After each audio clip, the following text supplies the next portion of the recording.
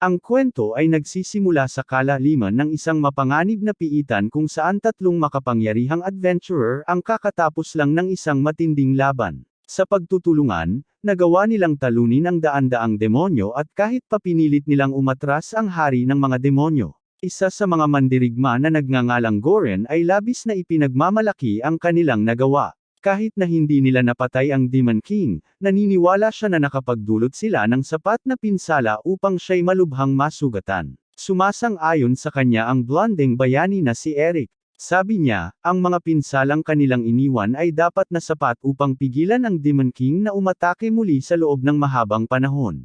Ang ikatlong miyembro ng grupo, isang mage na ang pangalan ay Locke, ay tila hindi gaanong interesado sa pagdiriwang ng kanilang tagumpay. Sa halip, patuloy siyang nakatitig sa isa sa mga naputol na braso ng Demon King na pinutol noong labanan. Sinabi ni Goren at Eric kay Locke na tigilan na ang pag-aalala sa braso at mag-enjoy na lang sa katotohanang nakaligtas sila.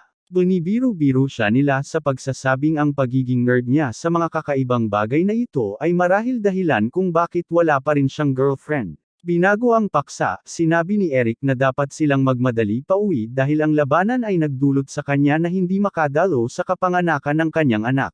Narinig iyon ni Locke at sinabi niyang ang mga ganitong sandali ang dahilan kung bakit pinili niyang manatiling walang asawa. Pero agad na hindi sila sumang-ayon ni Eric at Goren. Ipinaliwanag nila na ang pagkakaroon ng pamilya ay hindi dapat ituring na isang pasanin. Para sa kanila, isa ito sa pinakamalaking biyayang maaring matamo ng isang tao. Bago pa makapagpatuloy ang usapan, biglang lumitaw ang isang malaking grupo ng mga demonyo at pinalibutan ang tatlong adventurer mula sa lahat ng direksyon. Mabilis na pinag-aralan ni Locke ang sitwasyon. Agad niyang napagtanto na pagkatapos ng lahat ng kanilang pinagdaanan, wala nang pagkakataon na manalo sila sa isa pang direktang laban sa kanilang pagod na kalagayan. Nang hindi nag-aksaya ng oras, agad na lumikha si Locke ng tatlong magic circle ng sabay-sabay. Sinabi niya kay Goren at Eric na iwanan na lang sa kanya ang lahat at tumakas na habang kaya pa nila. Agad na sumagot sina Eric at Goren sa kanya. Sinabihan nila siyang tigilan ang pagsasabi ng mga napakabaliw na bagay dahil wala talagang paraan na iiwanan nila siya.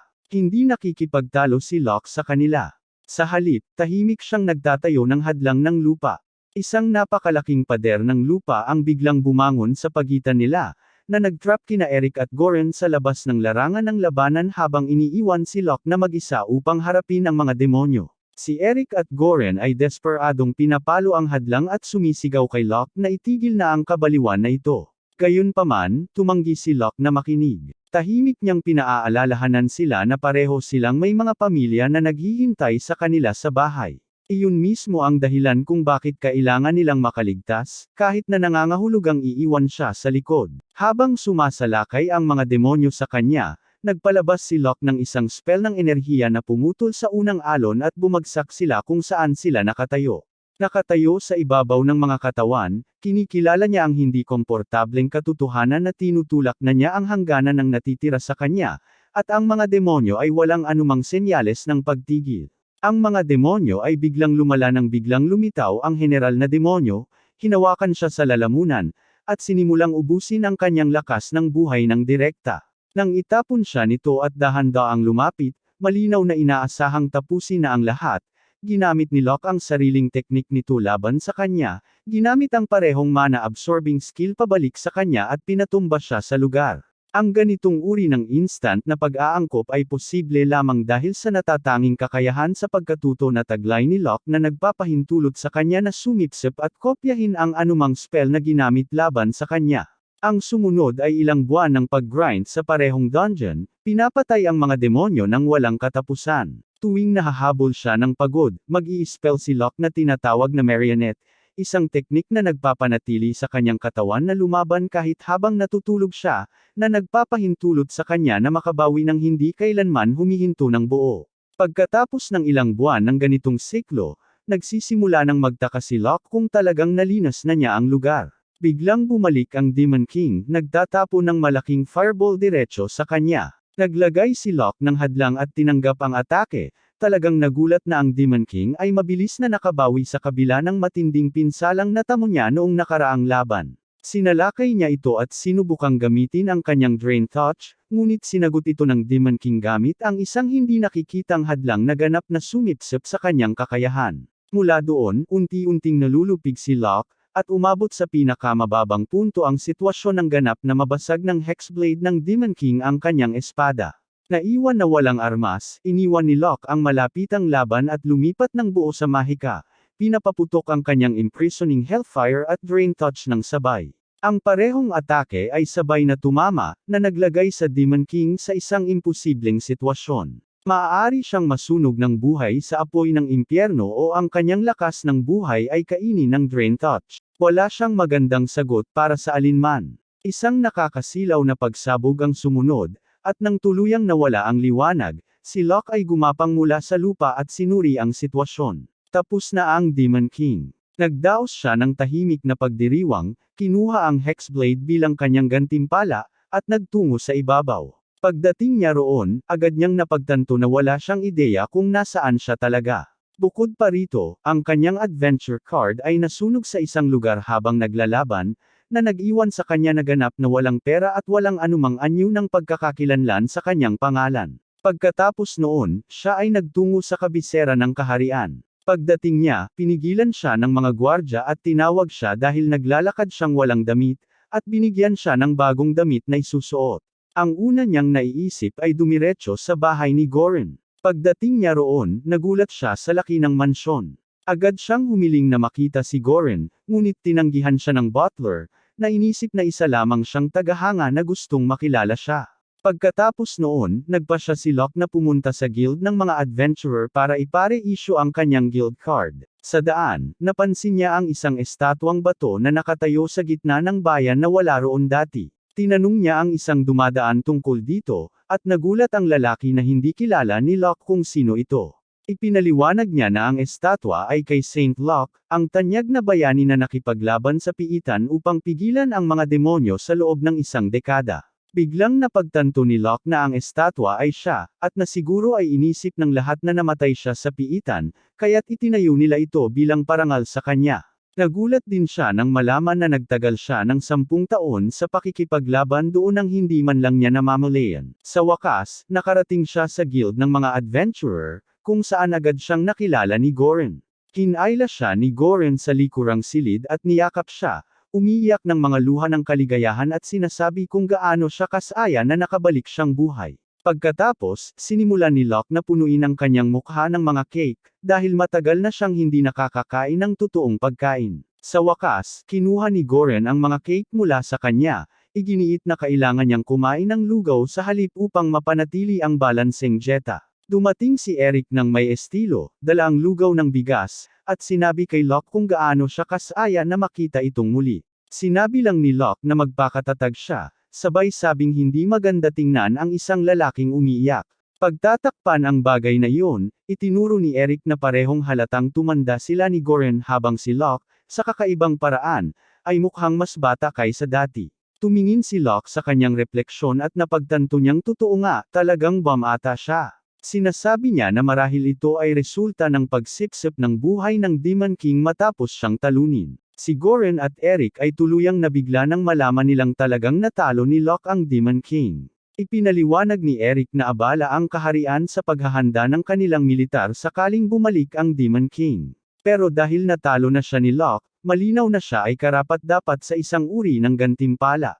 Ang pinaka-nagulat kay Locke ay nang tawagin siya ni Goren na kagalang-galang. Ipinaliwanag ni Goren na naging hari si Eric matapos magpas siya ang dating hari na karapat-dapat siya. Dahil si Eric ay isang maharlika na lumahok sa pagpapaalis sa Demon King, at dahil lumahok din siya sa parehong pagsisikap, tinawag si Goren na Grandmaster ng Adventurers Guild. Kasama nito, nalaman din ni Locke na binigyan siya ni Eric ng isang pamagat ng pagiging maharlika para sa bahagi na ginampanan niya sa pagpapaalis sa Demon King. Kaya't itinayo ang estatwa, dahil inisip ng lahat na namatay siya sa kanyang tungkulin. Nang marinig ito, nagtataka si Locke kung ang pagiging buhay niya ngayon ay maaaring magdulot ng mga problema. Dahil buong kaharian ay naniniwala na siya ay patay na, pareho silang Goren at Eric ay sumasang-ayon sa kanya, kaya't nagpa siya si Locke na hayaan ang mundo na isipin na patay na si Saint Locke, habang nagsisimula siya muli mula sa simula bilang isang ordinaryong adventurer. Nagtataka si Goren kung baka masyadong boring iyon para sa isang tao sa kanyang antas, dahil siya ay isang S-rank na sorcerer, pero sinabi ni Locke na ayos lang iyon dahil palagi siyang mahilig sa magandang pakikipagsapalaran. Hindi nagtagal si Goren para bigyan siya ng bagong adventurer's card, sa pagkakataong ito sa ilalim ng pangalang Locke sa halip na Locke. Ang kanyang tunay na mga estadistika ay nakatago rin sa card, kaya sa sinumang tumitingin, magmumukha siyang isang ordinaryong F-rank na adventurer. Kinabukasan, habang papunta si Locke sa guild, may isang blonde na babae na napansin siya mula sa malayo at pinagmamasdan siya ng tahimik na may pag-usisa, nagtataka kung sino siya.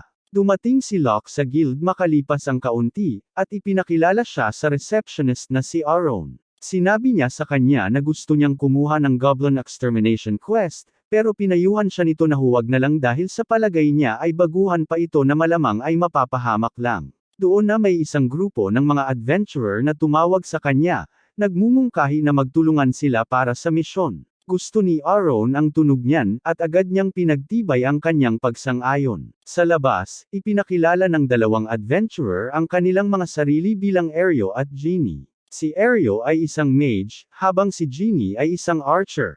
Ipinakilala ni Locke ang kanyang sarili bilang isang mandirigma, at nang maayos na iyon, umalis silang tatlo patungo sa kuta ng mga goblin. Sa daan, napansin ni Locke na si Genie ay talagang may kasanayan bilang scout. Nanatili siya malapit sa landas at binabasa ito gamit ang matalas na instinct, mabilis na napapansin ang mga detalye na maaaring hindi makita ng iba. Dahil dito, hindi siya mukhang tao na talagang nababagay sa F-rank. Gayunpaman, tila hindi gaanong pinahalagahan ni Genie kung gaano karaming mga goblin ang kanilang kinakaharap. Dahil wala sa kanila ang nakapansin ng isang set ng mga nakatago na bakas ng paa, hindi sapat ang talino ng mga goblin para itago ang kanilang mga bakas, na nangangahulugang may ibang bagay, mas matalino, ang malamang na nagdadala. Sandaling inisip ni Locke na babalaan ang dalawa pa, pero nagpasya siyang huwag gawin ito. Dahil siya ay nagtuturo sa kanila, gusto niyang matuto sila mula sa kanilang sariling mga pagkakamali at lumago mula sa karanasang iyon. Sa wakas ay narating nila ang pasukan ng yungib ng mga goblin, at pagkatapos mag-scout sa lugar ng ilang sandali, nag-alok si Locke na siya ang manguna habang sina Aeryo at Genie ay nagbibigay ng apoy mula sa likuran. Sa pagtutulungan, nagawa ng grupo na mapabagsak ang higit sa 30 goblin, kahit na ang pagod ay malinaw na nagsisimula ng magpakita kina Aeryo at Genie, pareho nang nauubusan ng mana at palaso. Napansin ito, iminungkahi ni Aeryo na umatras at magretiro, at sumang-ayon si Locke na iyon ang tamang desisyon. Ngunit sa sandaling iyon, isang malalim na ugong ang umuukit sa kuweba. Ang Panginoon ng mga goblin ay nagising na. Napakakakaiba ng buong sitwasyon para kay Locke, dahil ang mga goblin ay nagpapakita ng hindi pangkaraniwang antas ng koordinasyon mula pa noon, halos parang may isang tao na nagdidirekta sa kanila mula sa anino, sa sandaling ang Goblin Lord ay naghahanda na umatake. Biglang lumitaw ang isang batang babae na may anyong halimaw mula sa wala, sumabak sa laban at binalaan ang Goblin Lord na huwag makialam. Nagalit sa kanyang pang-aasar, pinukol ng Goblin Lord ang kanyang mabigat na pamalo sa Beast Girl. Iwasan niya ang atake ng may liksi, pagkatapos ay tinaga ang kanyang balikat gamit ang kanyang talim. Gayunpaman, masyadong makapal ang nakasuot na balat ng halimaw para maputol niya ito. Nang mapagtanto niyang mahihirapan siya sa laban, sinabi niya sa grupo ni Locke na tumakas na habang may pagkakataon pa. Sinabi ni Locke kina Aeryo at Genie na umalis muna sila, kaya tumango sila. Nagtataka sila kung magiging maayos siya mag-isa, pero mukhang mas nag-aalala siya para sa kanila. Binalaan ni Locke ang dalawa na mag-ingat sa mga biglaang atake habang umaalis. Habang umaalis sila, pinuri ni Locke si Aeryo sa pag-alis nito sa halip na manatili para sa kapakanan ng pagkakaibigan. Kung ginawa niya iyon, magiging pabigat lang siya sa laban na hindi niya kayang saluhin. Samantala, habang nakikipaglaban ang Beast Girl laban sa Goblin Lord, tanong ni Locke nang walang pakialam kung tuldok. Sa galit na hindi siya pinansin ng babala niyang tumakbo, sinabi ng babae na gawin na lang nito ang gusto niya. Gayunpaman, binalaan niya ito na lumayo sa laban dahil hindi siya nagtitiwala sa kanyang kakayahan. Pinapanood ni Locke ang laban niya, tila nababato sa walang kwentang aksyon. Sinabi niya sa babae na natatalo siya sa goblin na nakasakit sa kanyang dangal. Nagtataka siya kung iniisip ni Locke na mas mahina siya kaysa sa halimaw, pero ipinaliwanag niya na ang tinutukoy niya ay ang kanyang espada. Parang sinadya, biglang nabasag ang espada ng batang halimaw mula sa walang tigil na pag-atake ng Goblin Lord. Sa tila walang armas na batang babae, tinanong ni Locke kung isa sa alang-alang na niya ang kanyang tulong ngayon. Gayunpaman, tumanggi pa rin siya at sinabi sa kanya na lumabas sa kuweba. Humugot siya ng isa pang espada mula sa kaluban nito at sinugod ang Goblin Lord, handang talunin siya gamit ang bagong sandata. Bigla, ang kanyang momentum ay agad na nawasak nang talagang tinamaan ng Goblin Lord ang espada mula sa kanyang kamay. Sa pagkakataong ito, nagpasya si Locke na itigil na ang paglalaro at direkta nang sumabak sa laban. Nagulat, habang tiwala siyang sinasabi na siya ang wawasak sa halimaw, umuungal ang Panginoong Goblin kay Locke upang mapahinto siya, na nagdulot sa batang babae na takpan ang kanyang mga mata. Gayunpaman, si Locke ay nananatiling hindi apektado at hinati niya ang goblin sa 4 na piraso sa isang atake lamang, habang nakikita ang kakaibang lalaki na talunin ang napakalakas na halimaw na parang wala lang. Biglang nahulog ang loob ng Beast Girl kay Locke, ang kanyang mga instinct bilang mandirigma ay naiinip sa kanyang pagkalalaki. Nang tanungin siya kung ayos lang siya, medyo natatakot siya sa kanya. Pagkatapos, ipinakilala niya ang sarili bilang si Je, anak ng pinuno ng tribo ng mga halimaw sa silangan. Taos-pusong pinasalamatan niya ito sa pagligtas sa kanyang buhay bago itanong ang kanyang pagkakakilanlan. Biglang sinabi ni Locke na siya ay isang F-rank, kaya obviously hindi siya naniwala dito. Pagkatapos, ipinakita niya ng may pagmamalaki ang kanyang F-rank card. Nang makita ito, wala nang magawa si Je kundi tanggapin ang katotohanan. Gayunpaman, nagtataka siya kung bakit siya sobrang saya na nasa pinakailalim. Binaliwala niya ang kanyang mga alalahanin at tinanong ang tungkol sa kanyang ranggo bilang adventurer. Ipinahayag ni Je na siya ay isang B-rank at humingi ng tawad sa paghingi sa kanya na umalis kanina. Noong mga panahong iyon, wala siyang ideya na kausap niya ang isang taong napakalakas kumpara sa kanya, at inisip lang niya na nag-aalala siya para sa isang taong mukhang mahina. Pinapakalma siya ni Locke na wala siyang pakialam. Tinanong niya siya kung anong uri ng halimaw ang naninirahan sa pinakailalim ng piitan. Nang marinig ito, napatigil si Je dahil ang boss ng dungeon ay dapat na isang lihim. Bagaman sinubukan ni Je na itago ito sa simula, madaling nakita ni Locke ang kanyang mga kasinungalingan. Nakita niyang ayaw niyang ilantad ang kanyang lihim, kaya't humarap siya at nagsimulang maglakad papasok sa mas malalim na bahagi ng kuweba. Nagtataka si Je kung ano ang ginagawa niya, kaya sinabi niya sa kanya na balak niyang talunin ang huling boss mag-isa. Bagaman si Locke ay tinanggap lamang para sa isang maliit na misyon upang puksain ang mga goblin, nag-aalala siya na ang huling boss ng dungeon ay makakasama sa mga taong nakatira sa paligid.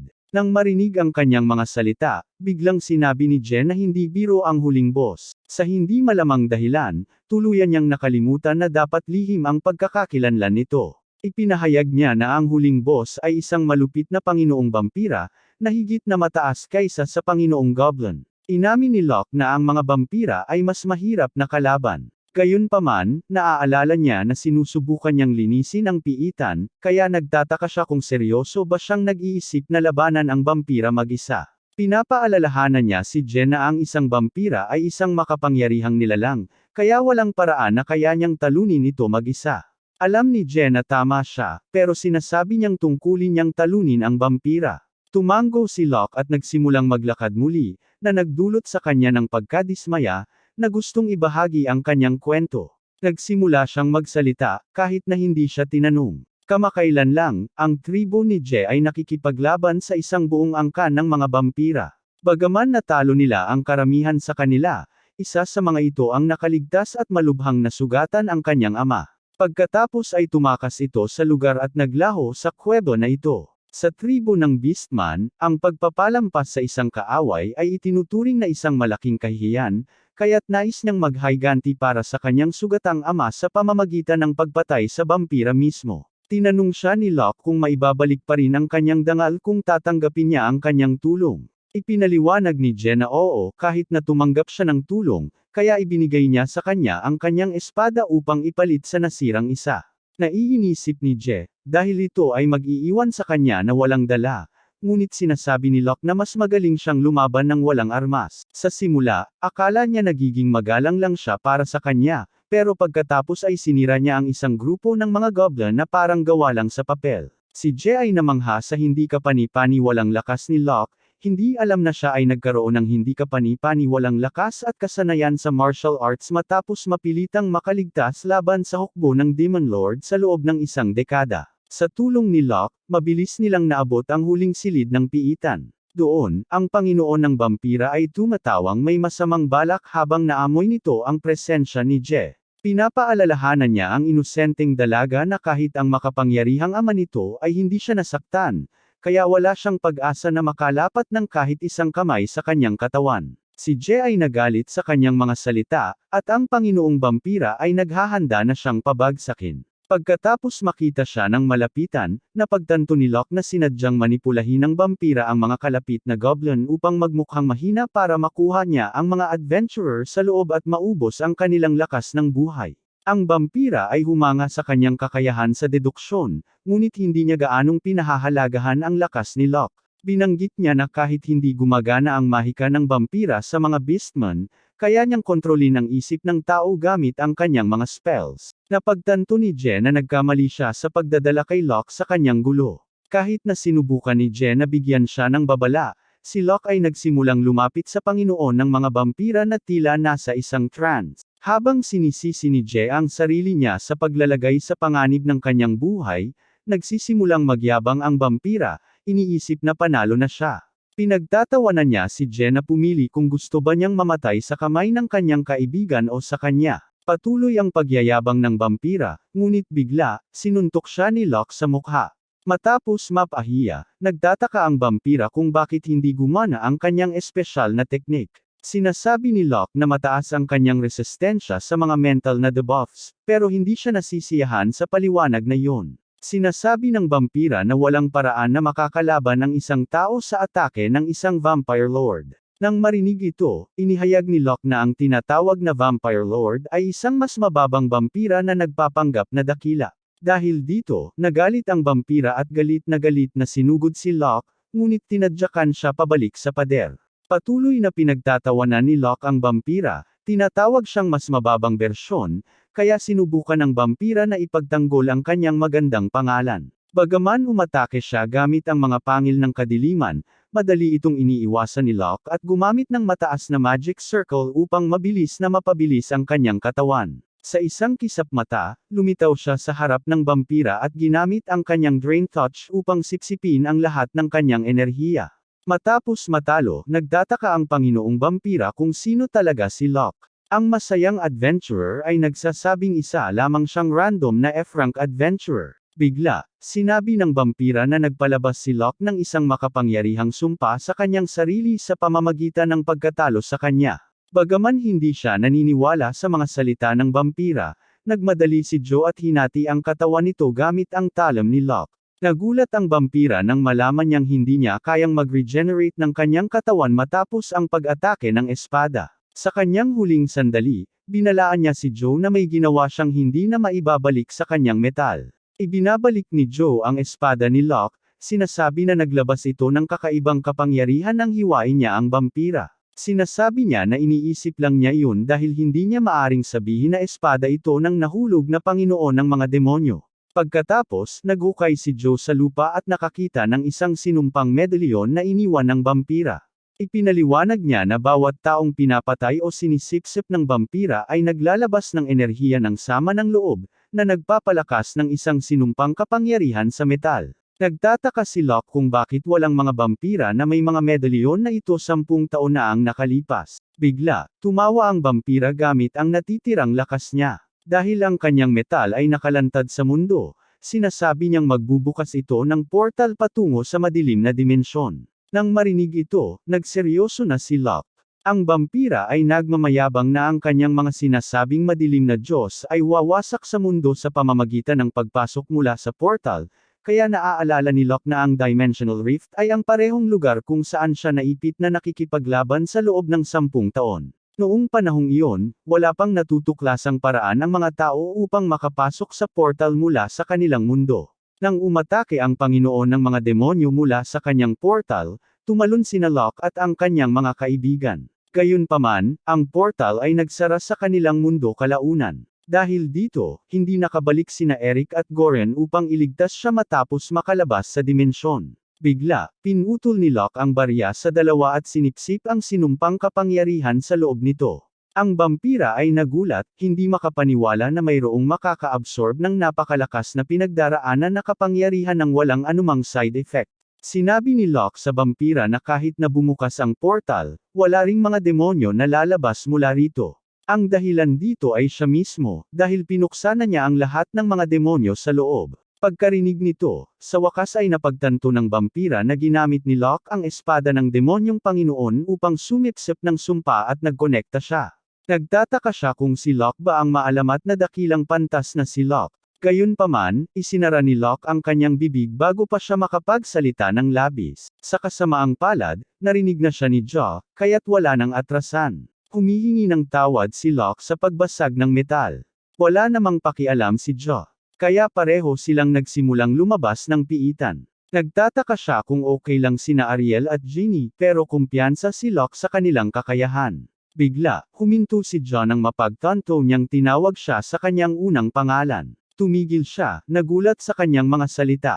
Tinanong niya kung siya nga ba talaga ang alamat na matalino. Kaya't humiling si Locke na itago niya ito. Umiti siya, na may kasiyahan sa pagdadala ng lihim ng isang napakabuting tao. Mamaya, ibinibigay nila ang mga nakuha mula sa mga halimaw sa guild ng mga adventurer. Nagulat ang receptionist sa napakalaking tambak ng mga materyales, kaya ipinaliwanag ni Locke at ng kanyang grupo na mas marami lang talagang goblin sa dungeon kaysa karaniwan. Nang marinig ito, humingi ng tawad ang receptionist sa ngalan ng guild dahil sa maling paghusga sa hirap ng misyon. Mamaya, muling pinasalamatan ni Joe si Locke para sa lahat ng kanyang tulong. Umiti siya, tinatanong kung maari ba niyang ibahagi ang impormasyon ng kanyang tribo tungkol sa mga vampira bilang kapalit. Bagaman nagawa niyang talunin ang Panginoong Vampira ngayon, nag-aalala siya na maaaring gumamit ng hindi alam na mga pamamaraan ang ibang mga vampira upang muling isalpak ang mundo sa kaguluhan ng Dimensional Rift. Umiti si Jaw, tinatanong kung maaari siyang makausap ng direkta si Goren. Tumango si Locke, kaya sinabi niya rito na ipaalam kay Goren na mag-ingat sa mga vampira. Inaalok niya sa kanya ang kalahati ng kanyang medalyon. Nang magtanong si Locke kung bakit, ipinaliwanag niya na ito ay magsisilbing patunay upang kumbonsihin si Goren na bantayan ang mga vampira. Tinanggap ni Locke ang medalyon, at umalis si Jaw. Kinuha niya ito kay Goren, na mukhang labis na nag-aalala matapos mawala si Locke ng 3 buong araw. Habang nag-uusap silang dalawa, may isang tao na tahimik na sumisilip sa silid upang makinig sa kanilang pag-uusap. Matapos ipaalala kay Goren na hindi siya kanyang ina, ipinaliwanag ni Locke na ang demonyong Panginoon ay talagang isang piyesa lamang na ginamit ng tinatawag na mga madilim na Diyos. Nagtataka si Goren kung anong materyal ang ginamit sa medalyon. Sa kabila ng kanyang mga kasanayan bilang isang salamangkero, hindi rin matukoy ni Locke ang materyal. Iminungkahi niyang ipakita ito sa isang alchemist, at pumayag si Goren na isaalang-alang ito. Habang papalabas na si Locke, taos-pusong pinasalamatan siya ni Goren sa pagprotekta sa mga baguhang manlalakbay, sina Ario at Ginny. Tinanggap ni Locke ang kanyang pasasalamat at umalis, ngunit hindi nagtagal ay nakabangga siya ng isang babae. Nagtataka siya kung sino ito. Kaya't sinimula ni Goren na ipakilala siya bilang kanyang anak na si Chelis. Gayunpaman, umalis siya bago pa siya makapagsalita ng iba. Nagtataka si Locke kung galit ba sa kanya si Chelis, pero ipinaliwanag ni Goren na galit siya sa kanyang sariling ama.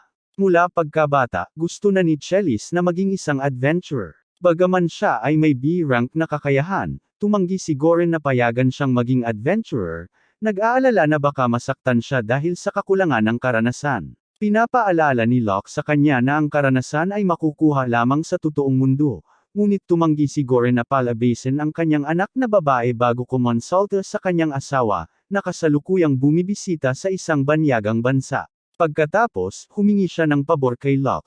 Ipinaliwanag ni Goren na kapag umabot na ng 15 taong gulang ang kanyang anak na babae, ituturing na siyang isang adulto at papayagang maging isang adventurer sa kanyang sariling kakayahan. Dahil dito, umaasa siya na makakapagbantay si Locke sa kanya kapag siya ay nakatakas na. Kinabukasan, pinapanood ni Locke si Chelis na mag-ensayo gamit ang kanyang espada, naiinis dahil kailangan na niyang bantayan ito mula ngayon. Gayunpaman, lalo pang nainis si Chelis nang makita siyang nakatingin. Mamaya, habang kumakain ng tanghalian si Locke sa mansyon ni Goren, pumasok si Chelis sa silid at umupo sa tapat niya. Sa ilalim ng kanyang matinding titig, nakakaramdam ng kaba si Locke at inaasahan ang anumang uri ng insulto o pagtanggi. Sa halip, bigla siyang inakusahan na siya ang labas na anak ng kanyang ama, na nagdulot sa kanya ng pagkabigla at nabasag ang kanyang tasa ng tsaa.